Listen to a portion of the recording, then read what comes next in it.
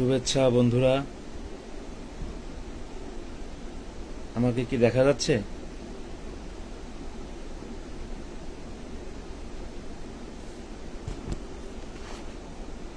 আসলে অনেক বছর পর লাইভে আসলাম কিছু বিষয় নিয়ে আলোচনা করতে।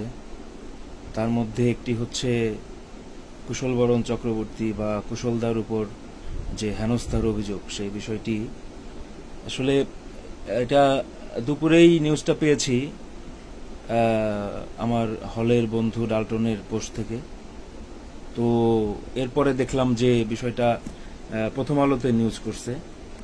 তো প্রথম আলোতে আমি দীর্ঘদিন কাজ করছি, তো তাদের একটা নিউজের শেষের দিকের অংশটুকু দেখে আমার মনের মধ্যে একটু কিছু কথা বলার ইচ্ছা জাগ্রত হলো। তো একদম শেষের যে প্যারাটা, সেখানে লেখা আছে, পরে বিশ্ববিদ্যালয়ের ভারপ্রাপ্ত রেজিস্ট্রার অধ্যাপক মোহাম্মদ সাইফুল ইসলাম প্রথম আলোকে বলেন, মব সৃষ্টি করে হেনস্থার অভিযোগ মিথ্যা, বরং কুশলবরণ চক্রবর্তী চেয়েছিলেন যে তিনি হেনস্থার শিকার হন। এ কারণেই শিক্ষার্থীরা যখন দাবি দেওয়া নিয়ে কথা বলতে গেছে, তখন তিনি উদ্দেশ্যপ্রণোদিতভাবে শিক্ষার্থীদের মুখোমুখি হয়েছেন। কুশলবরণের আজকের অবস্থার জন্য তার অতীত কর্মকাণ্ড দায়ী। তো এই নিউজটা আসলে আমাকে একজন শেয়ার করলেন, এইটুকু শেয়ার করে জানতে চাইলেন, দাদা আপনার এটা নিয়ে মন্তব্য কি? তো আমি আসলে এইসব বিষয় নিয়ে কখনো কথা বলি না, কিন্তু আমি নিজে তো ভিকটিম। আমাকে যেভাবে রং লাগানো হয়েছে লীগের দালাল, আওয়ামী লীগের দালাল, ভারতের দালাল বলে, আমি তো চরম মাত্রায় ভিকটিম। আমি তো সুবিধাভোগী না। আমি আওয়ামী লীগের আমলেও নির্যাতিত, আমি এখনো নির্যাতিত। আপনারা আমার ফেসবুক পোস্টগুলোতে, আমার ভিডিওগুলোতে দেখেন যে আমি কি পরিমাণ নির্যাতনের শিকার হয়েছি। তো কুশলদার বিষয়টা নিয়ে আসলে আমার অল্প একটু বলার, সেটা হলো কুশলদা আসলে হেনস্থা হওয়ার কথা না। কারণ কুশলদা কিন্তু এই সরকারের খুবই ঘনিষ্ঠ একজন মানুষ। যখন এই সরকার গঠিত হয়, তখন আপনারা হয়তো জিনিসটা জানবেন যে যে কয়েকজন সংখ্যালঘু প্রতিনিধি, হিন্দু সমাজের প্রতিনিধি গিয়ে মাননীয় প্রধান উপদেষ্টা মহোদয়ের সঙ্গে দেখা করেন, তাদের মধ্যে কিন্তু একজন ছিলেন এই কুশলবরণ চক্রবর্তী। তো উনি কিন্তু হাসি মুখে বেরিয়ে এসে বেশ সুন্দর সুন্দর কথা বলেছিলেন। উনি সেই হিসেবে কিন্তু ওনার উপরে কোনো ধরনের হামলা বা হেনস্থা হওয়ার কথা না। আরেকটি কথা হচ্ছে, আমি যতটুকু দূর থেকে তাকে দেখি, যে উনি কিন্তু রংপুরের যে সমাবেশটা হলো ওনাদের যে সনাতনী জাগরণ মঞ্চের, তো তার আগে উনি কিন্তু ফরহাদ মাজার সাহেবকে নিয়ে, কবি ও চিন্তক, তাকে নিয়ে কিন্তু উনি চিটাগাঙ্গে গেলেন। চিন্ময় প্রভুকে উনি কি বোঝালেন জানি না। আমার চিন্ময় প্রভু, ইস্কন, কারোর সাথে আমার কোনো ধরনের কোনো যোগাযোগ নাই, কোনো ধরনের কোনোদিন কোনো যোগাযোগ হয়ও নাই। তো উনি করলেন কি, একদিন ওনার বোনের বাড়ি সম্ভবত আমাদের ফরিদপুরের বোয়ালমারি, যেখানে আমি দীর্ঘদিন চাকরি করছি। তো উনি একদিন আমার বাড়ির সামনে শ্রীঅঙ্গনে আসছেন, এসে উনি আমাকে ফোন করছেন। তো উনি ফোন করেন নাই, উনি ফোন করেছেন হচ্ছে ফরিদপুরে ওনার এক ছোট ভাই, তাকে দিয়ে, নাম হচ্ছে বিপ্র। তো আমি ফোন রিসিভ করছি, আমাকে বলতেছে, দাদা আপনি কোথায়? কুশলদা আসছে, আপনার সাথে দেখা করতে চায়। তা আমি বললাম যে কুশলদা 10 বছর পর আমার সাথে দেখা করতে চায়, বিষয়টা কি? তো বললো যে না দাদা এমনি আসছে, আঙিনে আছে। তাই আমি বললাম ঠিক আছে, তো খুব ভালো কথা, অনেকদিন দাদার সাথে দেখা হয় না, ঠিক আছে তোমরা থাকো, আমি আসতেছি। তখন আমি ফরিদপুরে সাহিত্য উন্নয়ন সংস্থার একটা অনুষ্ঠানে ছিলাম। তা আপনারা জানেন যে আমি সাহিত্য উন্নয়ন সংস্থার সদস্য। আমার বাবা এটার একদম প্রতিষ্ঠাকালীন সময় থেকে ছিলেন ফরিদপুরের সাহিত্য অঙ্গনে। বাবু ফরিদিকে সবাই চেনে, একজন অসাম্প্রদায়িক চেতনার মানুষ। তা আমি কিন্তু কোনো সম্প্রদায়ের যে মৌলিক চিন্তা ভাবনাগুলো, সেগুলোর মধ্যে আমি কখনোই বিশ্বাসী ছিলাম না, এখনো নাই। তো কুশলদা ডাকার পরে আমি ওইখানকার অনুষ্ঠান শেষ করারও, মানে উনি যখন ফোন দিছেন তারও প্রায় 1-1.5 ঘন্টা পরে আমি গিয়ে দেখি উনি ওখানে উপস্থিত। তো সনাতন সম্প্রদায়ের এত বড় নেতা, একজন চিটাগাং ভার্সিটির সহকারী অধ্যাপক, উনি আমার জন্য অপেক্ষা করছেন আঙিনার শ্রীঅঙ্গনের ঘাটলার পাশে চার দোকানে। আমি তো অবাক। আমি গেলাম, পরে দাদা আমাকে জড়ায় ধরলো, ওইখানে তার জুনিয়ররা আছে। তো অনেকদিন পর কুশল বিনিময় হলো কুশলদার সাথে, প্রায় 10 বছর, মানে হল লাইফে পরিচয় ছিল। যাই হোক, এরপরে আমি দাদাকে রিকোয়েস্ট করলাম, দাদা বাসায় চলেন। আমার বাড়িতে সবাইকেই, আমরা অতিথি পরবান মানুষ, আমার বাড়িতে বাবা যতদিন বেঁচে ছিল আমার বাড়িতে এসে কেউ খালি মুখে ফিরে নাই। এখনো কোনো ডেলিভারি বয় বা কোনো রিক্সাওয়ালা যেই আসুক আমি চেষ্টা করি তাদেরকে খাওয়াতে। দাদাকে আমি আনলাম, আনার পরে বসতে দেওয়ার জায়গা নেই আসলে, আমার ছোট বাড়ি, ভাঙাচোরা বাড়ি ঘর। আপনারা জানেন যে এই আওয়ামী লীগের লোকজনের দ্বারাই আমি ক্ষতিগ্রস্ত গত 15 বছর, এখনো এক ঘরে হয়ে আছি। তো সেখানেই দাদাকে বসতে দিলাম। তো কথা প্রসঙ্গে দাদা আমার মাকে বলতেছে, বিয়ে দেন না কেন দেবুকে? তো তখন আমি বললাম, দাদা আপনিই তো বিয়ে করেন নাই। দাদা কুশলদা আমার অনেক বড়, প্রায় 5-7 বছর তো হবেই। তো তখন যেটা আমার কাছে তখনই একটু লাগলো যে এই বিয়ে করার কথাটা তো আমার প্রতিবেশীরা বলে, আমার পাশের শ্রীঅঙ্গনের মন্দির এরা বলে, কারণ বিয়ে করে হচ্ছে প্রতিবাদী চেতনাকে দাবিয়ে রাখা যায়, বিপ্লবকে দমন করা যায়। তা আমি যে একটা বিপ্লব চালাচ্ছি সততা নিয়ে, আমার জমি নিয়ে, আমার বাবার ভিটা নিয়ে, বাবার মৃত্যু নিয়ে, রহস্য নিয়ে আমি তদন্ত করছি। তারপরে শ্রীঅঙ্গনে নিরীহ সাধুকে যে মেরে ফেলা হয়েছিল 19 সালে, সেটার প্রতিবাদ করছি, সেটা আমি এখনো ছেড়ে দেই নাই। সবকিছু মিলে তো তখন আমি এটা কথাবার্তা বলে বেরোয় গেলাম। যাওয়ার সময় কুশলদা আমাকে বলছেন যে রংপুরের সমাবেশে তুমি বক্তৃতা দাও। তা আমি বললাম, দাদা আমার পক্ষে তো এটা সম্ভব না, আপনি জানেন, কারণ আপনি স্বায়ত্তশাসিত প্রতিষ্ঠানে চাকরি করেন, একটা বিশ্ববিদ্যালয়ের টিচার, আপনি কথা বলতে পারেন, রাজনীতি করতে পারেন, অনেক কিছু করতে পারেন, কিন্তু আমি একটা সরকারি চাকরি করি, আমি একজন বিসিএস ক্যাডার অফিসার। আমাকে কিন্তু অনেক কিছু রাজনৈতিক কোনো প্ল্যাটফর্মে বক্তৃতা দেওয়া যায় না, আমি পত্রিকাতেও লিখি না অনেকদিন ধরে। আমি কিন্তু আজ থেকে আরো 10 বছর কেন, আরো প্রায় 13 বছর আগে আমি প্রথম আলোতে আমি লিখতাম, আমি লিড নিউজ করতাম, লিড ফিচার লিখছি, বিনোদনে কাজ করছি, সেই আমি করি না। তো আমি মানে রংপুরের সমাবেশে আমি তখন বক্তৃতা দিতে আমি অস্বীকৃতি জানালাম। আমি বললাম, দাদা আপনি বললেই হবে, আমি কেন বলবো, আর আমি কোনো ধর্মীয় প্ল্যাটফর্মে আগ্রহী না, যেহেতু আমি অসাম্প্রদায়িক চেতনায় বিশ্বাস করি, অসাম্প্রদায়িক চেতনার মানুষ, আমার বাবাও ছিলেন, আমার মাও তাই।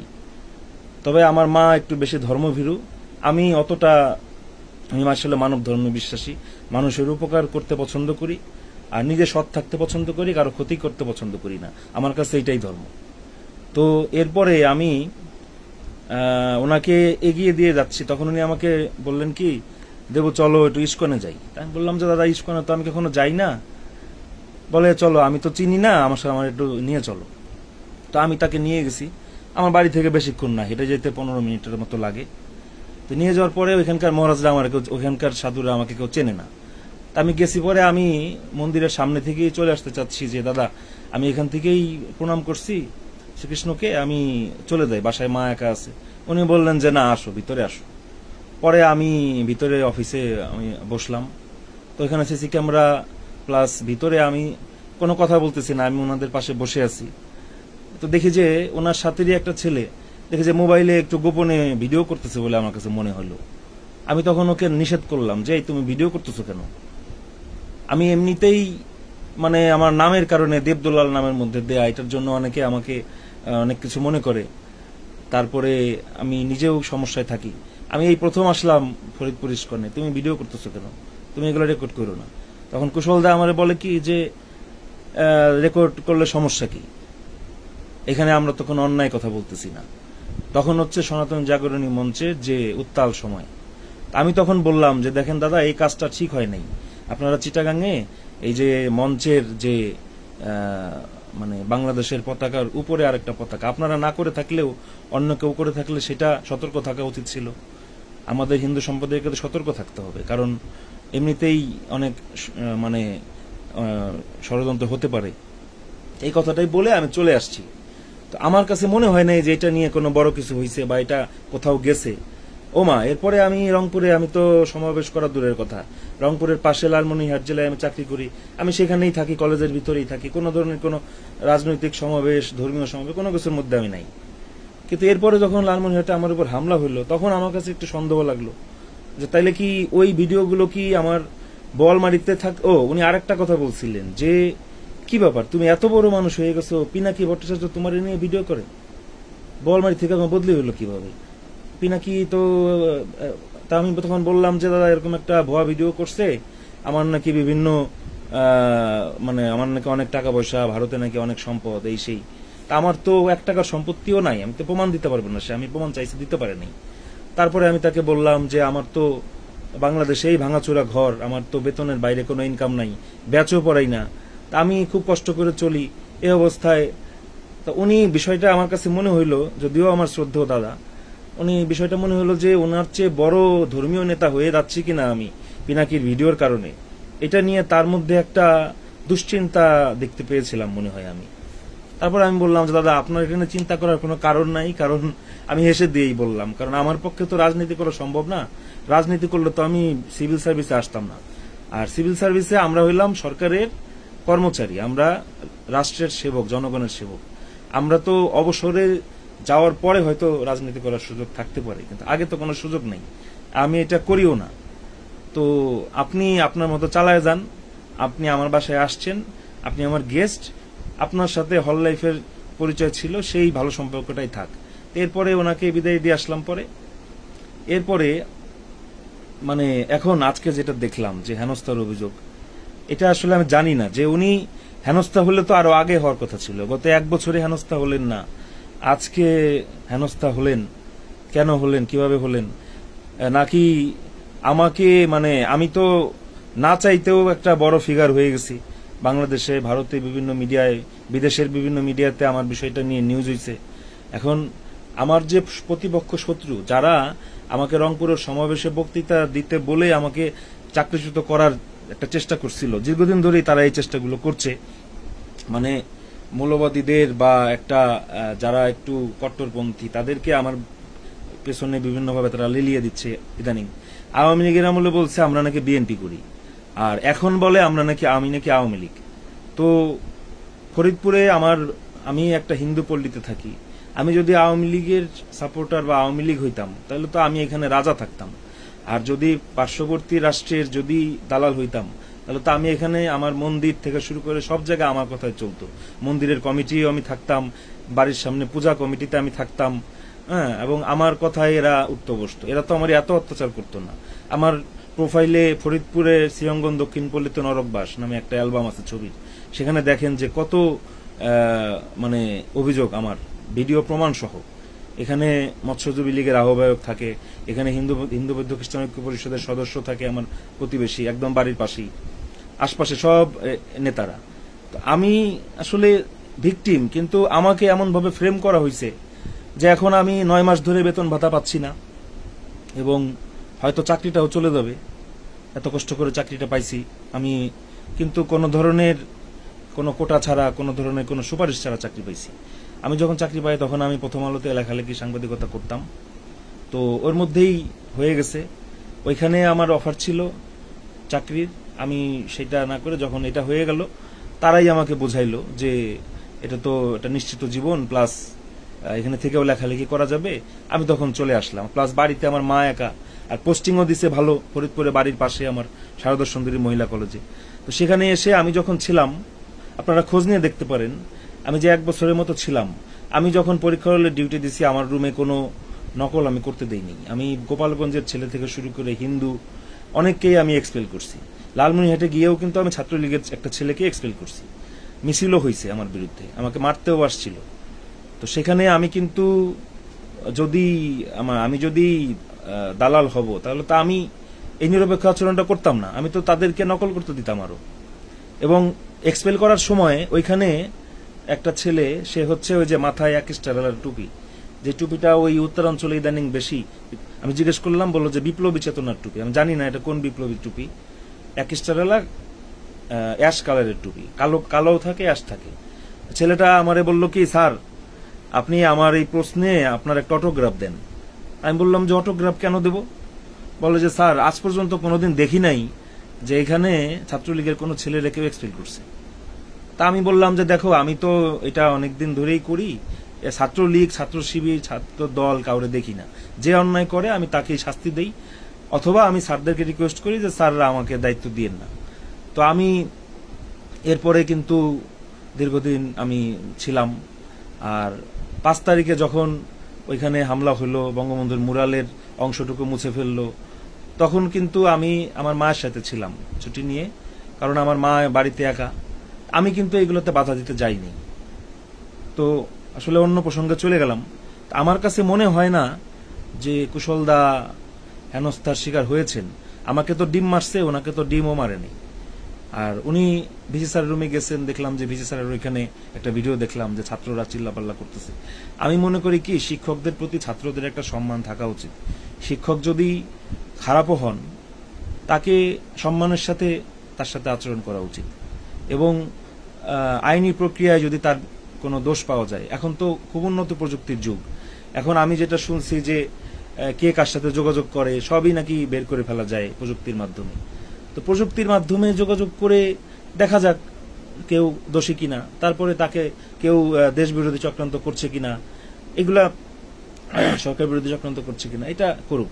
কিন্তু মানে সাধারণ যে প্রসেস, এখন 1 বছর তাহলে কি কুশলদা ভার্সিটিতে যান নাই? তাকে যে হামলা এতদিন করলো না, হেনস্থা করলো না, আজকে নাকি হেনস্থা করলো। আচ্ছা, তারপরে তার কথা বাদ দিই, তাকে আমি চিনি কিভাবে এটা একটু বলি। আমি যখন জগন্নাথ হলে ছিলাম, আমি তো ঢাকা ভার্সিটি ফিজিক্সে অনার্স মাস্টার্স। জগন্নাথ হলে সিটের জন্য তখন রাজনীতি করা ছাড়া কোনো উপায় নাই। রাজনীতি না করে যারা থাকতো তারা খুব কষ্টে, হয় ফ্লোরিং অথবা মাঠের মধ্যে অথবা ছাদে, খুব কষ্ট। তো আমি যেহেতু ছোটবেলা থেকে একটা বড় পরিবারে মানুষ হয়েছি, আমার বাবা একজন জাতীয় লেভেলের কবি, অ্যাডভোকেট, সরকারি চাকরিজীবী ছিলেন। ওনার একটা রহস্যজনক মৃত্যুর পর আমি বাংলাদেশ কৃষি ভার্সিটির পড়ালেখা ছেড়ে, ওটা তো দূরে অনেক, ফরিদপুর থেকে কাছে হয় বলে আমি ঢাকা ভার্সিটিতে ভর্তি হইলাম ফিজিক্সে। তখন অনেকগুলো গ্রুপ ছিল, তো সবচেয়ে বেশি সিট ছিল হচ্ছে উৎপল সাহার গ্রুপে। তো উৎপল দা উনি যে রমনা কালী মন্দিরের সভাপতি ছিলেন। তো ওই গ্রুপে ঢোকার পরে ডাবলিং এ সিট, এবং আমাকে মানে এমন অবস্থা যে আমার বাড়িতে প্রতিবেশীরা, এই হিন্দু শত্রুরা আমার জমি দখল করে নিচ্ছে আমার ফাইনাল পরীক্ষার সময়। আমি ওইদিকে রেখে যদি এইদিকে আসি, ওইদিকে সিট চেঞ্জ করে দেয়, আবার ঢাকায় থাকলে এইদিকে আমার জায়গা জমি দখল করে নেয়। আমার মা অসুস্থ হয়ে স্ট্রোক করার জোগাড়, আমার মার বাধা তারা শোনে না। তখন হচ্ছে শেখ হাসিনার বিআই খন্দকার মোশাররফ হোসেন, উনি ছিলেন এখানকার এমপি এবং পরে মন্ত্রী হন। তো মন্ত্রী ছিলেন তখন। তো উনি তো তখনই প্রথম এমপি হয়েছেন। তো ওনার পিএস ছিলেন সত্যজিৎ মুখার্জি। উনি আবার আমার যে ডান পাশের বাড়ি সুমন রায়, যে হচ্ছে হিন্দু বৌদ্ধ খ্রিস্টান ঐক্য পরিষদের ফরিদপুরের সদস্য হয়েছেন, আর সত্যজিৎ দাস সদস্য সচিব হয়েছেন। তো সে হচ্ছে তখন পাটখুরির বেড়া থেকে সে পাকা ঘর করে ফেললো। আমার মার বাধা শুনলো না। মা বললো যে দেবু আসুক তারপরে করিস। ওর বাবাটা কেবল মারা গেছে, ও বললো যে দেবুরে ঠকাবো না, এই কথা বইলে দখল টখল করে নিল। তা আমি এসে দেখি যে সব করা কমপ্লিট। এরপরে 3টা ফাইনাল পরীক্ষার সময় 3 দিকে দখল করলো। তো ফিজিক্স এমনিই কঠিন সাবজেক্ট, আমাকে হলে থাকার জন্য, সিটের জন্য রাজনীতি করতে হয়। এবং যেহেতু আমি, সবাই বলে যে কথাবার্তা সুন্দরভাবে বলি, আমার উচ্চারণ ভঙ্গি নাকি ভালো, দেখতে শুনতেও নাকি খারাপ না, তো আমাকে দিয়ে স্লোগান দেওয়াইতো, আমাকে দিয়ে কথাবার্তা বক্তৃতা দেওয়াইতো। তো আমি সেটা দিছি, অসাম্প্রদায়িক চেতনা থেকে হোক, মুক্তিযোদ্ধার সন্তান হিসেবে হোক, আমি করছি। তারপরে 3rd ইয়ারের দিকে যখন আমি সময় দিতে পারলাম না, এর মধ্যে তো 5-6 বার আমার সিট কিন্তু চেঞ্জ করা হয়ে গেছে। তো মানে একবার এরপরে করলো কি, একদিন আমাকে ওয়ার্নিং দিল যে তুই যদি প্রোগ্রামে না আসিস তোরে কিন্তু সিটেতে নামাই দিব। তখন আমার ডিপার্টমেন্ট থেকেও আমার ওয়ার্নিং দিচ্ছে যে দেবদুলাল, তুমি এত ভালো স্টুডেন্ট, তুমি কেন পড়ালেখা ক্লাসগুলো নিয়মিত না করে তুমি ক্লাসে আসো না কেন? তুমি তো এখানে আসলে টিচার হয়ে যাইতে পারবা ভার্সিটির। আমরা নরডেম কলেজে ছিলাম, আমার 2টা ফার্স্ট ক্লাস, আমার রেজাল্টও ভালো ছিল। তখন আমি বললাম যে স্যার, আমার তো বাবা নাই, মা একা অসুস্থ, ঢাকা শহরে মামারা আছে, আত্মীয়স্বজনরা সেভাবে কেউ খোঁজ খবর নেয় না। তো আমি তো সিটের জন্য, আমার সিট না থাকলে আমি থাকবো কোথায়? প্লাস আমাকে টিউশনই করতে হয়। তো এই বিষয়গুলো বলার এবং টুকটাক লেখালেখিও শুরু করছি। তো তখন আমাকে তারা বললো না, তারপরেও 85% অ্যাটেন্ডেন্স না থাকলে তুমি কিন্তু পাস করতে পারবা না, পরীক্ষা দিতে পারবা না।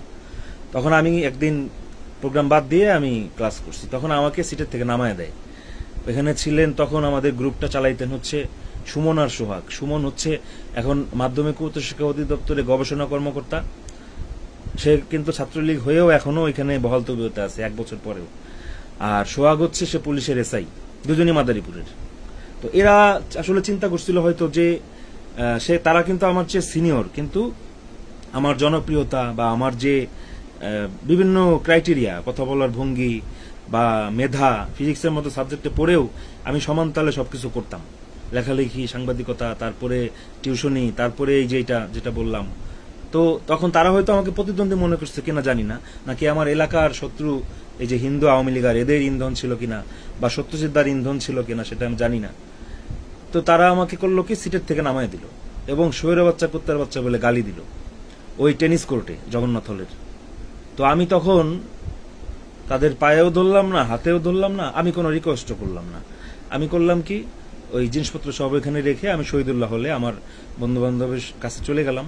তো ওরা তো ওইখানে তো সিটের সংকট কম, ওদের ওইখানে আমি আমার দুই বন্ধুর সাথে থাকছি, ওরা প্রায় 5-6 মাস জগন্নাথ হলে এসে খাওয়া দাওয়া করতাম। এবং তখন ওইখানে প্রভোস্ট স্যার ছিলেন, অজয় স্যার, ওনাকে এসে বারবার রিকোয়েস্ট করতাম। ওনার ছেলে আবার আমার বন্ধু ছিল, ওনার ছোট ছেলে।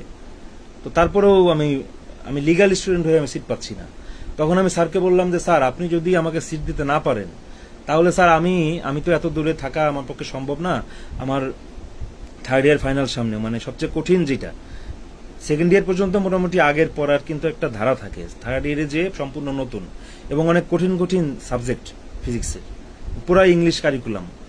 তারপরে আমি বললাম স্যার, আমার তো পড়ালেখা হচ্ছে না, খাওয়া দাওয়া কষ্ট, ঘুমে কষ্ট, আর বন্ধু বান্ধবদেরকে ডিস্টার্ব করতেছি। ওরা ডিস্টার্ব ফিল করে না, ওরা আমাকে ডাকে। ওই বন্ধু দুইজনই সৃষ্টিকর্তার আশীর্বাদে, আমার আশীর্বাদে, আমার মায়ের আশীর্বাদে ভালো ভালো জায়গায় গেছে।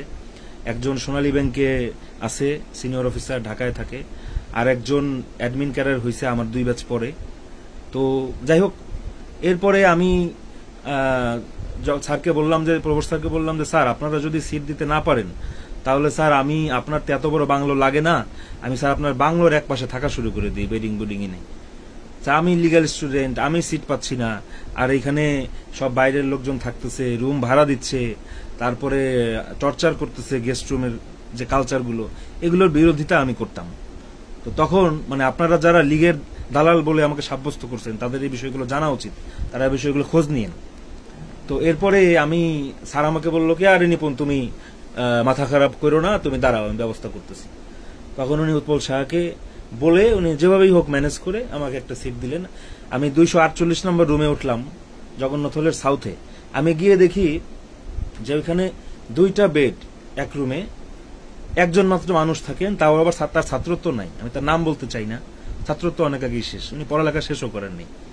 আমি গিয়ে দেখি যে এত সুন্দর সিট আছে আমার গ্রুপে, আমি জানি না, এবং সেই সিটে আমি সিঙ্গেল সিট পাইলাম, যেখানে আমি ডাবলিং থাকতাম আগে, ছারপোকার কামড়, কত কষ্ট সিঙ্গেল সিটে ডাবলিং থাকা। এবং কত রাত যে আমি মানে কি বলবো, যে শহীদ মিনারে ঘুমাইছি, জগন্নাথ হলের মাঠে ঘুমাইছি, মন্দিরে ঘুমাইছি, এগুলোর কোনো আসলে ইয়ত্তা নাই। তো যাই হোক, এরপরে আমি তো মনে হয় স্বর্গ পেয়ে গেলাম। তারপরে যখন নতুন বিল্ডিং হলো সন্তোষচন্দ্র ভট্টাচার্য ভবন, তখন সেখানে আমি আবেদন করলাম, নন পলিটিক্যাল সিট পাইলাম। তো ওইখান থেকেই মানে আমি চাকরিতে জয়েন করি। তো চাকরির বিষয়টা আসলে কেউ জানতো না, আমি নিজে নিজেই পরীক্ষা দিছি কোনো সুপারিশ ছাড়া, এটা হয়েছে শিক্ষা ক্যাডার, তারপরে জয়েন করি।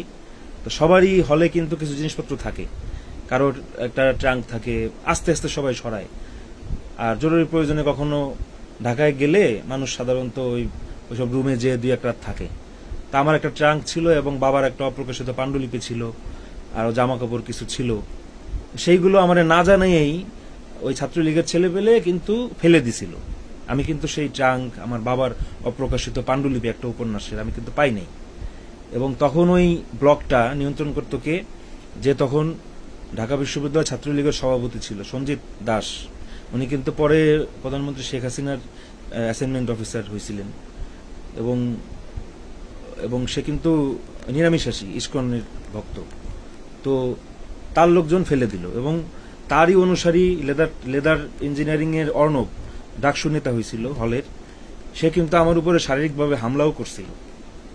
তো আমি কিন্তু ছাত্রলীগের দ্বারা 2 বার আক্রান্ত, ওইবার একবার, আর একবার কিন্তু তারও আগে বাবলুদার গ্রুপের কিছু ছেলে পেলে, তারা, বাবলুদা তখন জীবিত না, টেনিস কোর্টে হামলা করছিল, আমার শার্টের বোতাম ছিঁড়ে ফেলছিল। যাই হোক, তো এরপরে আমি নন পলিটিক্যাল সিটে আমি তো ছেড়ে দিলাম। আমি আর 19 সালে আমার উপরে, এখানে 18 সালে শ্রীঅঙ্গনে ফরিদপুরে হামলা হয়, 19 সালে শ্রীঅঙ্গনের পেছনে আমার বাড়ির সামনে হামলা হয়।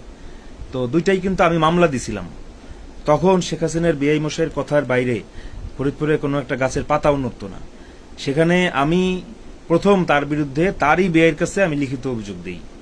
তো শেখ হাসিনার কাছে লিখিত অভিযোগ দেওয়ার মতো সাহস তখন, লিখিত কি, কোনো অভিযোগ মুখ খোলারই সাহস কোনো মন্ত্রী এমপিরও ছিল না। আমি কিন্তু আমার উপরে সেই হামলার অভিযোগগুলো দিছি। কারণ কেন দিছি, আমার মায়ের উপরে হামলা হয়েছিল। আমার মার চুলের মুঠি ধরে ওই যে রাস্তার উপরে গোতা দিল, চোখ মুখ ফুলে গেল, আমারে যে ঘুষাইলো পুলিশের সামনে। এরপর থেকে আমার মা অনেক অসুস্থ, আমিও অসুস্থ, তো প্রেশারের রোগী, আমরা অসুস্থ। যাই হোক, তো সেই মামলা করে কিছু করতে পারিনি। 2-3 বছর এভাবে চলছে। এরপরে আমরা দুইজন চিকিৎসা করতে ইন্ডিয়া গেছি। এর মধ্যে এসে 2 মাস পরে শুনি মামলা ডিসমিস। তো তারা তো প্রভাবশালী। 1 নম্বর আসামি ছিলেন এখানকার কাউন্সিলর, যিনি ওই খন্দকার মোশাররফের খুব ঘনিষ্ঠ ছিলেন। তো বিনা ভোটের কাউন্সিলর, ওনার ভোট লাগে নাই। যাই হোক, তো তারা কোটি কোটি টাকার মালিক হয়ে গেছে। তারা এখনো আমার প্রতিবেশী। তারা এখনো এই এলাকাটাকে, যেই এলাকায় আমরা সবচেয়ে আদি বাসিন্দা, হ্যাঁ, আমার বাবা রহস্যজনক মৃত্যুর পর এরা আমার মাকে সাথে নিয়ে ভোট চাইতে গিয়ে এখন আমাদেরকে এক ঘুরে ঘুরে রাখছে। আমাদেরকে পূজায় অংশ নিতে দেয় না। কোনো তিননাথের মেলা হোক, পাঠ হোক, কীর্তন হোক, কোথাও আমাদেরকে বলে না। আমাদের বাড়িতেও কাউকে আসতে দেয় না। একটা পার্সেল আসলে পার্সেল পর্যন্ত পথের থেকে চেক করে, বাড়ির সামনে মানে পায়খানা করে রেখে যায়। এই ভিডিওগুলো আপনারা আমার ওই অ্যালবামে পাবেন, ফরিদপুর নরকবাস। যাই হোক, এখন কুশলদার সাথে ওই হল লাইফেই পরিচয়। তখন দাদার সাথে এই কথাগুলো শেয়ার করতাম যে দাদা এইরকম অবস্থা। তখন উনি কিন্তু খুব আনন্দে আরামে থাকতেন। উনি মানে নর্থের একটা সিঙ্গেল রুমে থাকতেন। তো আমি কিন্তু কখনো সিঙ্গেল রুম পাইনি। মানে আমি যদি দালাল হইতাম বা আমি যদি বড় নেতা হইতাম আওয়ামী লীগের, ছাত্রলীগের, আমার পদ থাকতো, আমার একটা সিঙ্গেল রুম থাকতো। আমি কিন্তু সারা জীবন ওই 4 বেডের রুমেই থাকছি। বারবার রুম চেঞ্জ হয়েছে আমার। তো তারপরে দাদার রুমে আমি যাইতাম কেন, দাদার আচরণটা খুব সুন্দর এবং উনি ধর্ম সম্বন্ধে অনেক জ্ঞান ছিল। যেহেতু আমার বাবাকে অসময়ে হারাইছি, আমার মনে অনেক সময় খারাপ লাগতো ধর্মীয় কিছু কথাবার্তা শোনার জন্য, যে সৃষ্টিকর্তা আসলে আমার সাথে এটা কেন করলো। আমার বাড়ির মধ্যে মা কালীর মন্দির, আমার ঘরের মধ্যে বাবা লোকনাথ, এই যে দেখেন বাবা লোকনাথের কত সুন্দর একটা মূর্তি, বাবার বানায় রেখে যাওয়া। তো এই বিষয়গুলো আরো আছে। আমার মা একদম মানে পাঠ ধার্মিক, মানে উনি এত সহজ সরল। উনি 19 বছর শ্রীঅঙ্গনে দাতব্য চিকিৎসালয়ে ডাক্তারি করছেন মাত্র 300 থেকে 500 টাকা বেতনে, মাসিক 500 টাকা। তো বাইরে চেম্বার দিলে অনেক ইনকাম করতে পারতেন, উনি আমাকে সাপোর্ট দিতে পারতেন। আমার হয়তো বাইরে থাকার টাকাও হইতো, টিউশনিও করা লাগতো না। কিন্তু উনি যেহেতু এরকম মানুষের সেবায় করছেন, সেই আমার মাকে হামলা পর্যন্ত করছে। আমার মাকে আঙিনার দাতব্য চিকিৎসালয়ে ভেঙে রাখছে, সেখান থেকে তাকে বের করছে। তারপরে বাড়ির সামনে মন্দিরে প্রাক প্রাথমিক পর্যায়ে আমার মা পড়াতেন, ধর্ম মন্ত্রণালয়ের অধীন, সেই চাকরিটাও 19 সালে অন্যায়ভাবে কেড়ে নিছে। আমার মার মতো পরিশ্রম আর কেউ করতো না এই একটা ছোট চাকরিতে। তো আমি যদি দালাল হইতাম তাহলে তো এগুলো আমার থাকতো, আমার এইগুলো সব চলে গেল কেন? এবং আজকে এই লোকগুলোই আমাকে বিভিন্নভাবে বিপদে ফেলার চেষ্টা করতেছে। যাই হোক, তখন কুশলদা আমাকে একদিন বললেন কি যে আমরা হিন্দুদের নিয়ে একটা সংগঠন করব। আমি বললাম দাদা কি সংগঠন? বললো সনাতন বিদ্যার্থী সংসদ। আমি বললাম দাদা এটা তো কি মানে কোনো কট্টরপন্থী কিছু কিনা, বা এটা কোনো বিপদ হবে না তো? আমি তো একমাত্র সন্তান বাবা মার। বললো যে না, এটা কোনো ধর্মীয় একটা জাস্ট হিন্দু মানে ধর্মীয় যারা ছাত্রছাত্রী তাদের কল্যাণের জন্য। ঠিক আছে দাদা, তাহলে আমি থাকবো। তখন আমাকে প্রথম কমিটিতে আইটি সেক্রেটারি করলো, যেহেতু আমি ফিজিক্সের স্টুডেন্ট প্লাস বিজ্ঞান প্রযুক্তি আমি খুব ভালো বুঝি। তখন আবার মিক 33 নামে একটা ছিল, চ্যাটিং ওয়েবসাইট ছিল, সেখানে আবার আমি খুব অ্যাক্টিভ ছিলাম। আমার ওইখানে একটা চ্যাট রুম ছিল ডিউ ড্রিমস নামে। তো আমি সারাদিন ওইখানেই কাটাইতাম, অনেক মানে মোবাইলেই সারা দেশের অনেক বিদেশের অনেক লোকজন আসতো, তাদের সাথে কথা বলে আমি আমার বাবার কষ্ট ভুলে থাকার চেষ্টা করতাম। তো তখন উনি আমাকে বললেন যে তুমি তো এগুলোতে খুব এক্সপার্ট, তুমি একটু আমাদের সাথে। ঠিক আছে দাদা, থাকবো। কিছুদিন থাকার পরে 2-1 মিটিং পরে যখন আমি বুঝলাম যে না, মানে ওনারা তো শুধু হিন্দুদের কল্যাণে না, হিন্দুদের একটা জাগরণ একটা বিষয়, এটা নিয়ে আমি এমনিতেই আগে ভিকটিম। আমার মা দক্ষিণেশ্বর কালী মন্দির ভারতে গিয়ে একটা লাল সুতা আনছিল, বলছিল এটা পড়লে তোর কোনো বিপদ আপদ হবে না। আমি ঢাকায় একা একা থাকতাম, তো এইটা পরে আমি সেনাবাহিনী আর্মি মেডিকেলে আমি আইএসএসবির আগের ধাপে আমাকে এটা দেখে আমাকে প্রশ্ন করে আমাকে, আমি পরে বাদ যাই আর কি, জানি না ওইটার কারণে কিনা। এই জন্য আমি এইসব বিষয়ে সতর্ক থাকি। আমি কখনো, এবং আমার বাবা কমল কৃষ্ণ গুহ নাম হলেও উনি কিন্তু বাবু ফরিদি নামে সারা দেশে সারা বিশ্বে পরিচিত বেশি। উনি মারা যাওয়ার পর ওনার লাশ কবর এনে নিয়ে শ্মশানে নেওয়া দেখে সবাই অবাক হয়েছিল। 30 বছর একসাথে চলছে, বোঝে নাই কোনোদিন যে উনি হিন্দু। তো এই মানুষটার ছেলে হয়ে আমি তো কট্টর হিন্দু বা আমি তো এগুলো হতে পারি না। এখন এই বিষয়গুলো বলতেছে এই কারণে যে আমার উপরে লালমনিরহাটে যে ঘটনাটা ঘটছিল, আমি এতদিন এই বিষয় নিয়ে কিছু বলি নাই। আজকে মনে হলো যে আমার কিছু বলা উচিত, কারণ মানে কেন জানি মনে হচ্ছে যে আমার বিষয়টাকে ধামাচাপা দিয়ে অন্য কেউ বড় নেতা হতে চাচ্ছে। আমার তো নেতা হওয়ার কোনো ইচ্ছা নাই, এবং এটা সম্ভবও না যতদিন চাকরিতে আছি। এখন বেতন বন্ধ, সরকার যদি আমাকে চাকরি থেকে বরখাস্ত করেন তখন আলাদা কথা, তখন আবার সাংবাদিকতায় চলে যেতে পারি। বা আমার ফিজিক্সের 2টা ফার্স্ট ক্লাস আছে, আমি দেশের বাইরেও আমার অবারিত ভবিষ্যৎ, আমার বন্ধু বান্ধব ইন্টেলে চাকরি করতেছে, মাইক্রোসফটে, নাসায় চাকরি করতেছে, আমার সব জায়গায় আমার যাওয়ার যোগ্যতা আছে। এবং আমি এই যে আইএলটিএস এর বইও কিনে ফেলছি 1 বছর আগে, পড়ি না যদিও। তো যাই হোক, এখন যেটা বলার আমার, যে এরপরে দীর্ঘদিন আমার দাদার সাথে কোনো যোগাযোগ নাই। এরপরে ফরিদপুরে যখন আমার বিভিন্ন বিষয় নিয়ে সমস্যা হচ্ছে, ফরিদপুরের আওয়ামী লীগ নেতারা আমাকে বিভিন্নভাবে টর্চার করতেছে, হামলা করতেছে, আমার বিরুদ্ধে মন্দির ভাঙার মিথ্যা মানববন্ধন করতেছে, তো তখন আমি একদিন কুশলদাকে বললাম যে দাদা, তখন হলো সিআইপি একজন, নাম হচ্ছে যশোদা জীবন দেবনাথ, ফরিদপুরের, উনি কিন্তু সিআইপি ব্যবসায়িক একজন বড় নেতা। উনি একদিন করলেন কি, আমাকে একটা মানে হুমকি দিলেন একজন লোক মারফত, যে উনি কিন্তু আমার অনেক বড় ক্ষতি করে দিতে পারেন, আমার কাগজপত্র সব নাকি মাওসিতে মিনিস্ট্রিতে দেয়া, আমার চাকরি নাকি খেয়ে দিবেন। তখন আমার মনে হইল কি যে না, ভুল, উনি যে ওনাকে যে ভুল বোঝানো হয়েছে আমার এলাকা থেকে, এটার কারণ হচ্ছে দীর্ঘদিন ফরিদপুরে এই পূজা উদযাপন পরিষদের কমিটি ছিল না। তখন ডিসি ছিলেন অতুল স্যার। অতুল স্যারকে আমি রিকোয়েস্ট করছিলাম যে স্যার, করোনাকালীন সময়ে হিন্দুদের লাশ যে মানে সৎকার করা, এটার কোনো অথরিটি নাই, একটা সুন্দর একটা এই কমিটিটা হইলে, অথরিটি হলে আমাদের ফরিদপুরের মানুষ হিন্দুরা উপকৃত হবে। তখন আবার ওই যে শ্রীঅঙ্গনে একটা বড় ধাক্কা গেল, ওই নিরীহ সাধুটাকে মারার পর আমার নেতৃত্বে যে আন্দোলন হয়, আমি আন্দোলন করতে বাধ্য হই, কারণ অন্যায় সহ্য করতে পারিনি। তখন কমিটির ভাঙা হয় শ্রীঅঙ্গনের। এরপরে স্যারকে আমি বললাম যে স্যার, এটা করা যায় কিনা। তখন হচ্ছে ঢাকা থেকে একটা কমিটি করে দেওয়ার কথা বলা হয়, তখন নির্মল দা ছিলেন সেক্রেটারি। তো যেভাবেই হোক সাংবাদিকতা করার কারণে এনাদের সবার সাথে আমার একটা পরিচয় আছে, সম্পর্ক না থাক পরিচয় আছে। তো নির্মল দা আমার কথা বলছিলেন যে তাকে বানানো, সহসভাপতি বানানো যায় কিনা। তখন আমার এলাকা থেকে ভেটো গেল আমার প্রতিবেশী যারা আমার দখলদার বা শত্রু, এবং এই কাউন্সিলর তৃষ্ণা ভেটো দিল, সুবল সাহা, ওনারা নাকি, আমি মানে সরাসরি দেখি নাই কিন্তু আমি ওনাদের মাধ্যমে জানতে পারলাম। যশোদা জীবন দা আমাকে ফোনে বলতেছে, আপনার কি মাথায় সমস্যা নাকি?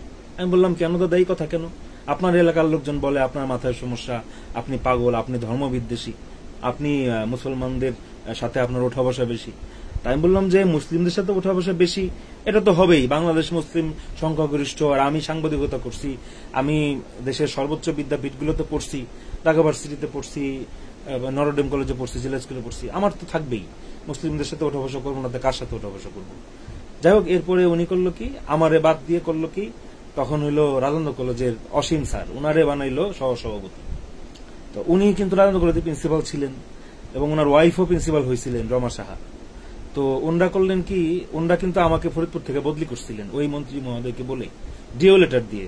শেখ হাসিনার যে বিআই, তার ডিও লেটারে আমার বদলি হয়। এরপর থেকে আমি কিন্তু গত 8 বছরেও আর ফরিদপুর ফিরতে পারিনি। তো দূরে দূরেই বদলি হচ্ছে, এমনকি আমার যে লাস্ট বদলিটা বলমারি থেকে, সেই বদলিটাও আমার কাছে মানে অবাক করা ব্যাপার, যে পিনাকি ভট্টাচার্যের সাথে আমার প্রায় 10 বছর যোগাযোগ নাই। উনি 2011-12 সালের দিকে একবার আমাদের মা সরস্বতীর পোশাক নিয়ে একটা বাজে কথা বলছিলেন। তখন আমি তাকে ফেসবুকে একটু ভর্ৎসনা করছিলাম যে আপনি একজন ব্রাহ্মণের সন্তান হয়ে মা সরস্বতীর পোশাক তো খারাপ না, মা সরস্বতীর সুন্দর শ্বেত শুভ্র পোশাক পরেন, সাদা শাড়ি পরেন, আপনি তাকে নিয়ে বাজে কথা বললেন। উনি আমাকে মানে তখন একটা হুমকি ধামকি দেওয়ার পর কি একটা গালি দিছিলেন, আমি তারে আনফ্রেন্ড করে দিই। দীর্ঘদিন যোগাযোগ নাই। এই লোকটা আমাকে নিয়ে ভিডিও কেন করবেন? বাংলাদেশের 5 জনকে নিয়ে যে করছিলেন, ডেইলি স্টারের পার্থপ্রতিম দা আর আমি আমারে বলছে প্রথম আলোতে। হ্যাঁ, প্রথম আলোতে আমি ছিলাম, তাই বলে আমি প্রথম আলোতে তো নাই। আর প্রথম আলোতে তো আমি তাদের যে ধারণা বা আদর্শ এগুলোকে তো আমি ধারণ করি না। আমি বাংলাদেশের বাংলাদেশি তোকে ধারণ করি, মুক্তিযুদ্ধের চেতনাকে ধারণ করি। তো যাই হোক, এরপরে হচ্ছে কি ওই ভিডিওটাই বা কেন হইলো, এটাও রহস্যজনক। যে আমার প্রতিবেশী হিন্দু সম্প্রদায়ের লোকজন কি তাকে দিয়ে এটা করাইছে কিনা, যাতে বলমারিতে আমাকে মেরে ফেলে। তো যখন হুমকি দামকে আসতে থাকলো, দেখলাম যে ওই লালমনিহাটের মতো আগেই ওরা একটা চক্র আমাকে আমার বিরুদ্ধে অপপ্রচার করতেছে ফেসবুকে, আমাকে হুমকি দামকে ফোন দিয়ে দিতেছে। তখন আমি ডিসিএসপি স্যারকে জানাইলাম। তারপরেই তো দেখলাম, আমি গেছি, আমার মা অসুস্থ, আমি তাকে নিয়ে একটু ইন্ডিয়া চিকিৎসা করাতে যাব। কারণ আমি জীবনে মাত্র 3 বার গেছি, তাও অফিসিয়াল পাসপোর্টে। অফিসিয়াল পাসপোর্টে কিন্তু সবকিছুর হিসাব থাকে, কত টাকা খরচ করলাম, কোথায় গেলাম, সব কিন্তু হিসাব দিতে হয়। আমার আনঅফিসিয়াল পাসপোর্ট ছিল না কোনোদিন। তো আমি তাদের দালাল হলে সেখানে গিয়ে 2 বার ট্রেনের মধ্যে হামলার শিকার হইলাম, 2টাই এফআইআর করা আছে এবং ওই দেশে। এবং আমার মাও কিন্তু 2 বার সে বাঁচছে। একবার চেন্নাই বিচে তাকে একজন ধাক্কা দিয়ে ফেলে দিয়েছিল, প্রায় আমি তারে কোনো মধ্যে বাঁচাইছি। আর একবার মানে পশ্চিমবঙ্গের মধ্যে ট্রেনে ওঠার সময় ধাক্কা দিয়ে একজন ফেলে দিছে। মানে আমার ভাগ্য খুব সুপ্রসন্ন আমার মায়ের এবং আমার মা যে মা কালীর সাধনা করে, আমার মা কালী তাকে বাঁচাইছে। যে ফুটপাত আর ট্রেনের মধ্যে খুব একটা দূরত্ব মানে গ্যাপ ছিল না, যার জন্য মা নিচে না পড়ে মা ওইখানেই ধাক্কা খেয়ে পিছনে সরে আসছে, যার জন্য আমার মা সে যাত্রায় বাঁচছে। তা আমি যদি তাদের দালাল হব, তাহলে আমি ওইখানে হামলার শিকার কেন হইলাম? এবং আমি মাত্র 3 বার গেছি জীবনে, এবং 3 বারই আমি অল্প সময়ের জন্য গেছি এবং চিকিৎসা করাইতে গেছি। আপনারা খোঁজ নিয়ে দেখবেন আমি কোন কোন হাসপাতালে গেছি, সব তথ্য কিন্তু সবার কাছে আছে। তো যাই হোক, এবং তীর্থস্থান ভ্রমণ সেটা তো করবই। আমার মা, আমি তো হিন্দু জন্মগতভাবে, আমার হিন্দু ধর্মের প্রতি একটা দুর্বলতা থাকবে। যদিও আমি 24 ঘন্টা বা অতটা না করলেও আমি কিন্তু কিছুটা হলেও আমি কিন্তু পালন করি।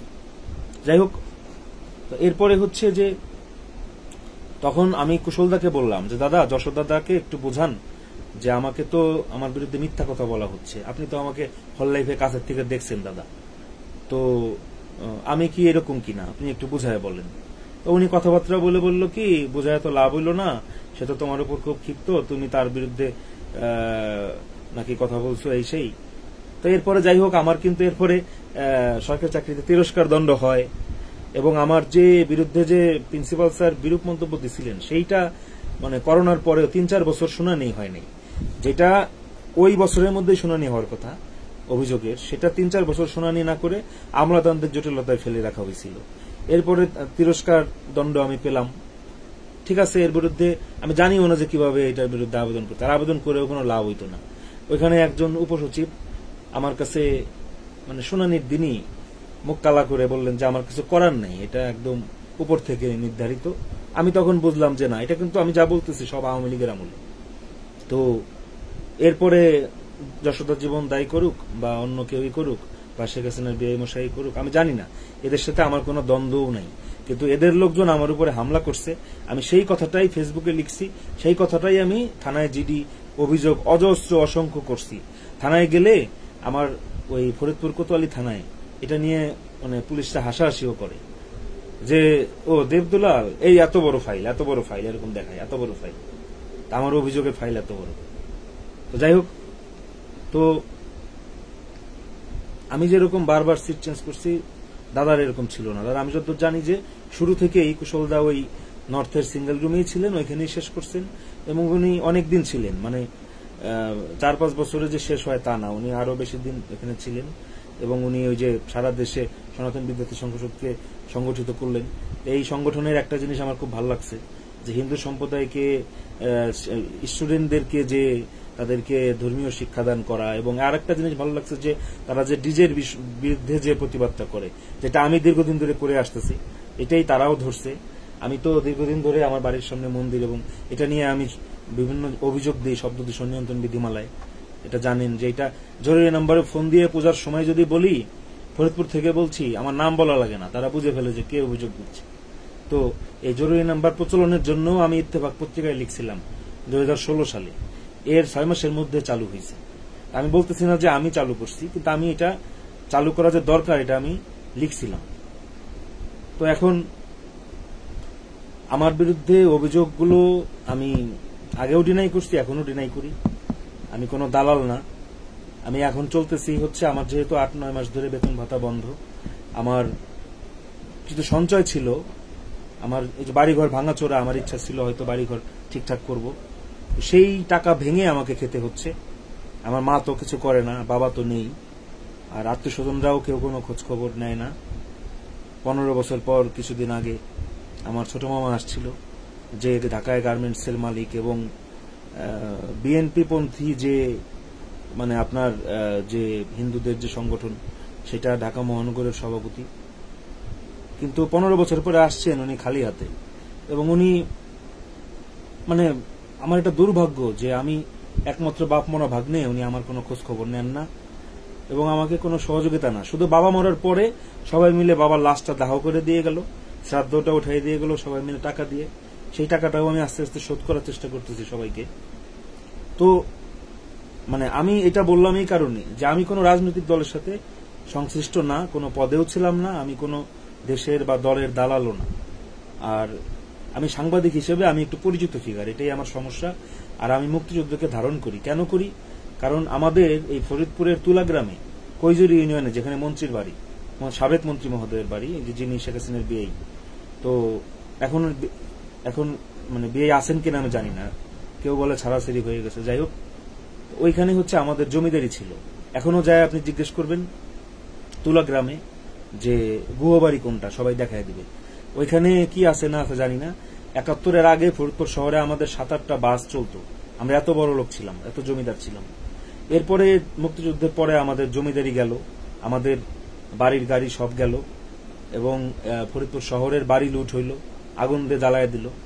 এরপরে আমার ঠাকুমা মারা গেল, মানে বাবার যে মা, উনি মারা গেলেন বিনা চিকিৎসায়, 1 বিন্দু ওষুধ খাইতে পারেন নাই 75 সালে। তো এরপরে আমার যে বাবার যে বাবা, উনি আবার বিয়ে করেন, এবং ওই বাড়িটা ওই যতদূর শুনছি, কাগজ দেখি নেই, যে ওই পরের ঘরের যে আমার ঠাকুমা তাকে দিয়ে গেছেন। তা আমার ওইখানে আমার বাবার করা ঘর, ওইটা ছেড়ে আমার বাবা নিজে অভিমান থেকেই চলে আসছে, এসে এই যে সিয়ঙ্গনের পেছনে বাড়ি, এই জায়গাটুকু আগে যারা ছিল তাদের কাছ থেকেই আমার বাবা নিছেন। কিন্তু যেহেতু উনি অসময়ে রহস্যজনকভাবে মারা যান, মানে এই জন্য আমাকে এত কিছু সাফার করতে হচ্ছে, নাইলে আমার এগুলো কিছুই হইতো না। তো যাই হোক, এখন হচ্ছে যে জমিদারি থেকে আমরা পথের ভিখারি হয়েছি 71-এ, তো আমরা তো 71-কে ধারণ করবই। আর এর মানে তো এই না যে আমি মানে পুরোপুরি বাংলাদেশের মানে আমি যে জয় বাংলা বলি, এটার কারণ হচ্ছে ওইটা। আর আমার বাবা মুক্তিযুদ্ধ করছেন, কিন্তু উনি তো কোনোদিন সনদের জন্য আবেদনই করেননি। আমি পরবর্তীতে আবেদন করছি, কারণ আমি চেয়েছি যে তার স্বীকৃতিটুকু দরকার, যে উনি যে দেশের জন্য যে উনি অনেক ত্যাগ স্বীকার করছেন, এটা আমরা যে ত্যাগ স্বীকার করছি। আমার বাবার একটা বইও আছে, কমলের 71 নামে। এই বইটা যদি কোনোদিন প্রকাশ করতে পারে, আপনারা দেখবেন যে আমাদের পরিবারটা কতটা সাফার করছে 71 সালে। তো মুক্তিযুদ্ধকে ধারণ করেই আমি জয় বাংলা বলি, আর জয় বাংলা হচ্ছে মুক্তিযুদ্ধের চেতনার পক্ষের স্লোগান। তো এইটা আমি মনে করি যারাই মুক্তিযুদ্ধকে বিশ্বাস করে তারাই এটা বলতে পারে। আর আমি তো জয় বাংলা জয় বঙ্গবন্ধু বলি নেই যে আমি আওয়ামী লীগের দালাল। আর জয় বঙ্গবন্ধু বললেও সেটা বঙ্গবন্ধুর প্রতি ভালোবাসা কারো থাকতে পারে, আর বঙ্গবন্ধু একজন, শেখ হাসিনা আরেকজন। তো শেখ হাসিনা কি করছেন সেটার কর্মফল তাকে ভোগ করতে হবে, বঙ্গবন্ধু কি করছেন তার কর্মফল তার।